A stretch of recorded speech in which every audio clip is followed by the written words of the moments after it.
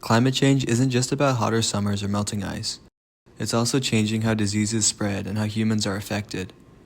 Extreme heat, worsening air quality, and climate-driven changes in wildlife and ecosystems are all creating conditions where infectious diseases can spread more easily. Chapter 4 of our textbook explains how air pollution interacts with climate change to affect health. Rising temperatures increase ozone levels, and wildfires produce smoke and tiny particles that people breathe in. This pollution can weaken the lungs and immune system, making people more vulnerable to respiratory infections and other diseases. Children, older adults, and people with pre-existing conditions are especially at risk.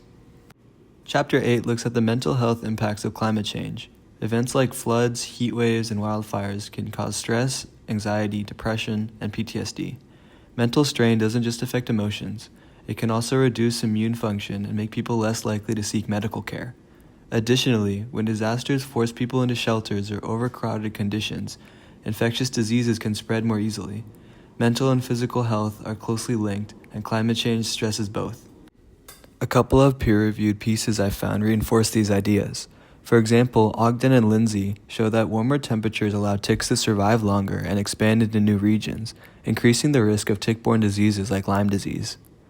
Climate change changes the geography and timing of disease risk, meaning people may face infections they never encountered before. Finally, Carlson and his team take a global perspective, showing that climate change forces animals to move into new areas. This increases contact between species and raises the chance of viruses jumping from animals to humans, what scientists call a spillover event. In other words, climate change can help new infectious diseases emerge, not just make existing ones worse.